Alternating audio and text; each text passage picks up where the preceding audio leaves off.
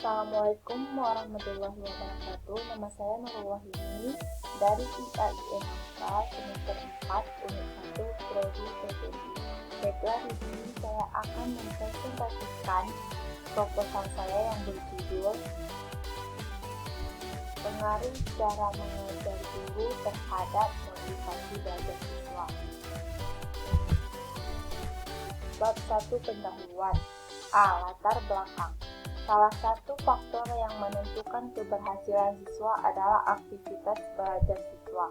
Aktivitas belajar ini belum bisa dikatakan optimal karena kebanyakan guru masih banyak memberikan materi dengan model pembelajaran yaitu ceramah. Sehingga siswa mendapatkan ilmu dengan pasif tanpa ada reaksi apapun. Oleh sebab itu, kita sebagai guru harus menjadi motivasi belajar bagi mereka sebagai pendorong atau alat pembangun ketersediaan dan keinginan yang kuat dalam diri peserta didik untuk belajar secara aktif, kreatif, efektif, inovatif, dan menyenangkan dalam rangka perubahan perilaku. Dalam cara mengajar, guru juga harus menggunakan berbagai variasi dalam gaya mengajar, misalnya variasi suara, gerakan anggota badan, dan variasi perpindahan posisi guru dalam mengajar di kelas. Hal ini dapat membuat siswa sebagai sesuatu yang antusias dan bersemangat dan semuanya relevansi dengan hasil belajarnya.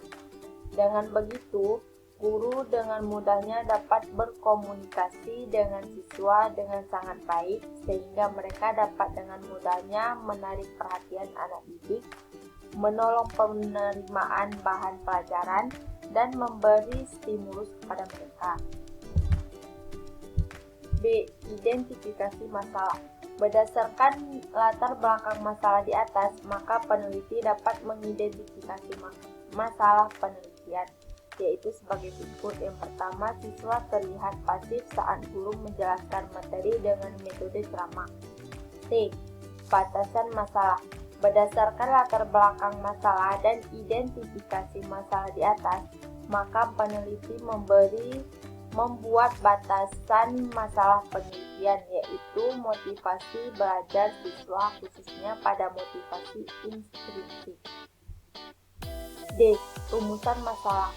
Berdasarkan latar belakang masalah, batasan masalah, serta identifikasi masalah di atas, maka peneliti merumuskan masalah penelitian yaitu sebagai berikut. Yang pertama, apakah ada pengaruh bagi peserta didik dalam menerima pembelajaran dari gurunya yang menggunakan metode ceramah? Yang kedua, apakah cara mengajar guru dapat mempengaruhi motivasi bagi siswa? Tujuan penelitian. Adapun tujuan penelitian dari rumusan masalah di atas adalah: yang pertama, untuk mengetahui apa ada pengaruh bagi peserta didik dalam menerima pembelajaran dari gurunya yang menggunakan metode ceramah. Yang kedua, untuk mengetahui apa cara mengajar guru dapat mempengaruhi motivasi bagi siswa. F. Manfaat penelitian.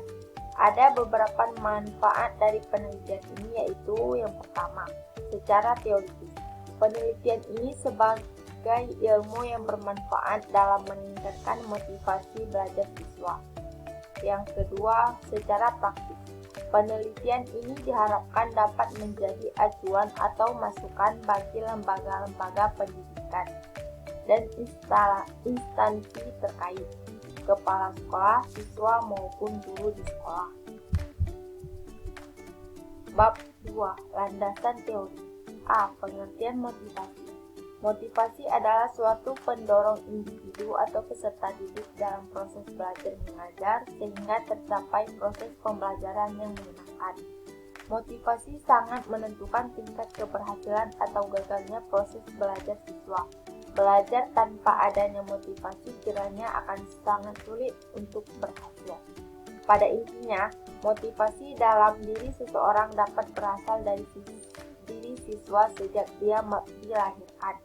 dan juga dapat berasal dari proses interaksi dengan lingkungan yang keduanya baik dari dalam diri siswa maupun dari luar siswa senantiasa memberikan dorongan kepada seseorang untuk berbuat sesuatu. Tanpa adanya motivasi, maka siswa akan mengalami kesulitan dalam meningkatkan prestasi belajar. Guru memiliki tanggung jawab dalam melaksanakan sistem pembelajaran agar belajar dengan baik. Keberhasilan ini bergantung pada upaya guru membangkitkan motivasi belajar siswa. B. Penelitian relevan. Hasil penelitian dengan judul skripsi, hubungan pendekatan individu pada pembelajaran terhadap motivasi belajar kelas 5 SDIT Insan Kamil Badarjaya PP 2003 sampai 2 atau 2014. 2013 atau 2014. Perbedaan penelitian tersebut dengan penelitian yang akan dilakukan oleh peneliti adalah jika pada penelitian yang dilakukan oleh peneliti sebelumnya motivasi belajar dipengaruhi oleh adanya pendekatan individu. Namun pada penelitian yang akan dilakukan oleh peneliti ini lebih memfokuskan pada variasi mengajar guru yang mempengaruhi motivasi belajar siswa. Kemudian jika pada penelitian sebelumnya motivasi belajar yang diukur adalah motivasi ekstrinsik, sedangkan pada penelitian ini motivasi yang hendak diukur adalah motivasi intrinsik. C.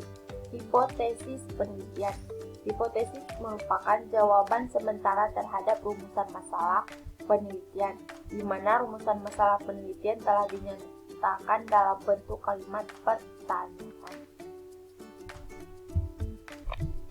Bab 3. Metode penelitian. A. Rancangan penelitian. Rancangan penelitian adalah bagian dari perencanaan yang menunjukkan usaha penelitian dalam melihat apakah model testing data yang dilakukan mempunyai validitas dan komprehensif yang mencakup validitas internal maupun eksternal. Bentuk penelitian yang dipaparkan dalam penelitian ini yaitu penelitian kuantitatif. Penelitian kuantitatif adalah suatu proses yang menemukan pengetahuan yang menggunakan data berupa angka sebagai alat menemukan pengetahuan yang menggunakan data berupa angka sebagai alat menemukan keterangan mengenai apa yang ingin kita ketahui. Adapun sifat penelitian ini adalah penelitian kausal komparatif. Penelitian kausal komparatif merupakan penelitian yang diarahkan untuk menyelidiki hubungan sebab akibat berdasarkan pengamatan terhadap akibat yang terjadi dan mencari faktor yang menjadi penyebab melalui data yang dikumpulkan. B. Variabel penelitian. Variabel penelitian adalah suatu atribut dan sifat atau nilai dari orang, objek atau kegiatan yang mempunyai variasi tertentu yang ditetapkan oleh peneliti untuk dipelajari dan kemudian ditarik kesimpulannya.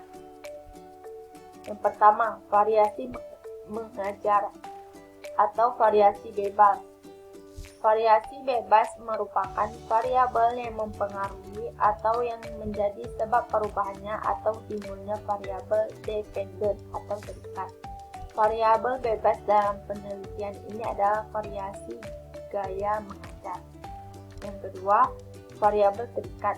Variabel terikat merupakan variabel yang dipengaruhi atau yang menjadi akibat karena adanya variabel bebas.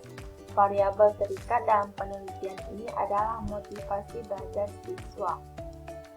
Motivasi belajar merupakan kekuatan, daya pendorong, atau alat pembangun kesediaan dan keinginan yang kuat dalam diri peserta didik untuk belajar secara aktif, kreatif, efektif, inovatif, dan menyenangkan dalam rangka perubahan, baik dalam aspek kognitif, afektif, maupun psikomotorik. C. Lokasi dan waktu penelitian. Penelitian ini dilakukan di SD BTN Sedikit semester 6. Populasi sampel dan teknik pengambilan sampel. Populasi adalah seluruh data yang menjadi perhatian peneliti dalam satu ruang lingkup dan waktu yang ditentukan. Populasi dalam penelitian ini adalah seluruh siswa SD BTN Sedikit. Sampel merupakan wakil yang telah dipilih untuk mewakili populasi yang ada dan akan dijadikan responden penelitian agar penelitian yang akan dilakukan lebih mudah dan sederhana. Teknik pengambilan sampel. Pada penelitian ini menggunakan teknik random sampling atau dengan cara acak atau diundi. Tanpa memilih untuk menjadi anggota sampel dilakukan secara acak tanpa memperhatikan strata yang ada dalam populasi. E. Teknik pengumpulan data. Agar data yang diperoleh dalam penelitian dapat terkumpul, maka diperlukan beberapa metode pengumpulan data, yaitu yang pertama, metode angket.